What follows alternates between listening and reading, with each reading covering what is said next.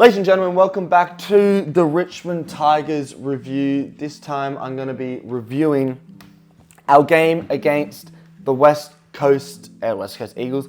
The Port Adelaide Football Club, I don't know what drugs are smoking to think that. We lost by 41 points, 116 Port Adelaide, 16 goals 20 to our 75 points, 11 goals 9. Now, if you look at this game in isolation through the scoreboard, you will see a pretty dominant scoreline. You would think Port Adelaide were much better than night, Richmond was shit. It was not that way. For 3 quarters, I thought we were outstanding, absolutely outstanding. To go away from home, a hostile environment, Adelaide Oval that is, so not an easy environment to play in, and to stay with them, a team that's been in top 8 most of the season for 3 quarters, a team with Butters, Rosie, an outstanding midfield group. To stay with them for 3 quarters, I was awfully impressed. I've been really impressed with our last few matches. I don't know what Adam Uze has done, but he has seemed to change the midfield dynamic, and we're starting to get some midfield wins. Now, once again, our problem is still scoring. We get the inside 50s, the clearances, the contested possession, but we can't score on the back of it. So we're not going to be winning the game unless we get our scoring back. But still, I thought we were super impressive. We did kick 1 point in the last quarter compared to their 32. So that was the difference. That last quarter, they overran us, and fair play to them. They probably deserved the win in the end. But let's talk a little bit about what happened in the game. We conceded 4 goals to Charlie Dixon, who's not been in good form this season. I didn't think that was going to happen, but you could say that was the start of our failures, letting someone like him kick 4 goals on us. It's just not quite good enough. Mansell has been outstanding in the last month or two. 3 goals for him. He gives effort every week. I take back everything bad I've said about him. I want him in my side every day of the week. Twice on a Sunday. Rioli, I thought, had a good game floating through the forward line with 2 goals as well. Even though their classics were good, Port Adelaide, Rosie was good, Butters was good, Dixon, Wines wound back the clock, Horne-Francis in very small periods was good, Boak wound back the clock, Houston once again was good. Even though these players were good, we still did well. And usually when those players have a good game, they always win. But I thought it's once again the Riolis, when Prestia, Hopper, Taranto are fit, they play well. The Bakers, they're playing well. Now, let's talk a little bit about some of our players. I don't know why this is turning up like this, sorry. Here we go. Who did I think was some more important players for us? I thought Nathan Broad had a decent game. I thought he battled pretty well. In terms of our top clearance getter, Sam Banks with 5 clearances. Well done to him. He's showing something for a team that hasn't had a lot of young blokes show some great football. Our goal getters, like I've already mentioned, Mansell with 3, Rioli with 2. Everyone else was a 1-goal game player. In terms of players with influence, I thought Noah Bolter with 9 marks was impressive, and as I've already said, Nathan Broad with the 8 marks too. Unfortunately, we didn't have many possession getters. I mean, if we scroll down, Campbell had a decent game, a goal and 19 touches. Yeah, Bolton with a goal and 17, you would say wasn't influential enough. Thompson Dow, 16 touches. Ralph Smith, 15. I thought Nank had a little bit of an off game. He only got the 13 touches alongside the 23 hitouts.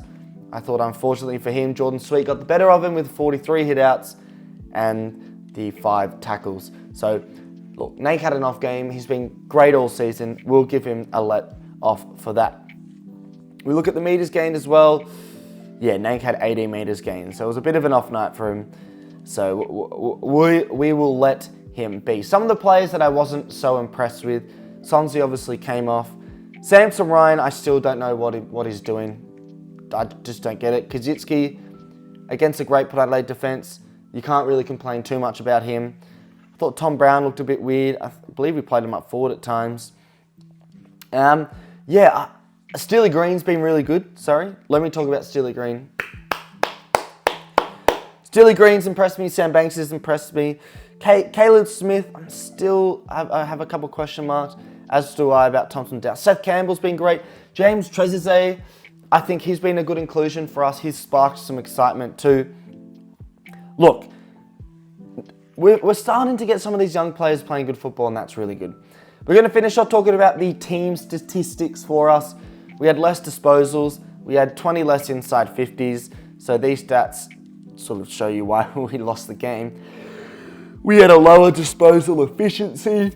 We lost free kicks 13-9, 20 less hitouts, 16 less clearances, 9 less centre clearances, which is really bad. We had 23 less contested possessions. We had 8 more turnovers, which is not a good thing. So every stat so far has not been good. 32 less marks. And alongside that, we had 12 less marks inside 50s. Everything else was poor. And I think this is, when we get not dominated, like I said, I thought we played well, considering things, especially our backline. But when we lose matches, I feel like tackles is always something I look towards for effort. And we got 47 tackles to their 70. So we just did not tackle well enough. And you're not going to win a game of football if you are having 23 less tackles than the opposition. Alongside those tackles, they had 16 of the 70 inside 50. 4 of our 47 were inside 50, which is just not good enough. We need our small forwards firing again like they were doing in our premiership era.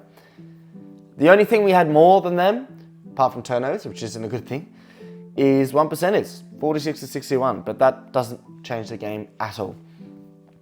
So, following that game, we are still dead last on the ladder. Now, we are on 63.3%. North Melbourne are same points on 65.3%, and West Coast are on 68.1% with an extra win.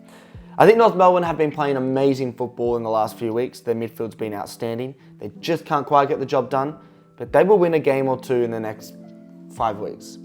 So they're not going to finish dead last. I think, for me, I'm a Richmond fan who is on the side of, I don't want to finish dead last. I don't care what the draft pick is. I think having that wooden spoon on your history books isn't good. But there are, and rightfully so, there are some fans who want us finishing last for that draft pick.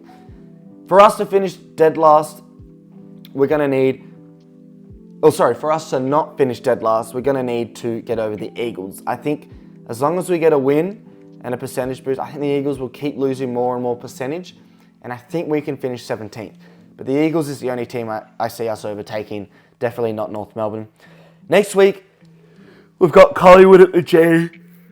It's a good time to play Collingwood. Sorry, I'm yawning so much. It's a good time to play Collingwood. They're out of form, but at the G, and it's their home game. Big bunting. It's not looking good, but we'll see how that game goes. Thank you for watching. Make sure you like, subscribe, all that good stuff. Follow the TikTok FTFooty. And here's to Richmond getting an upset win next week. Come on, boys.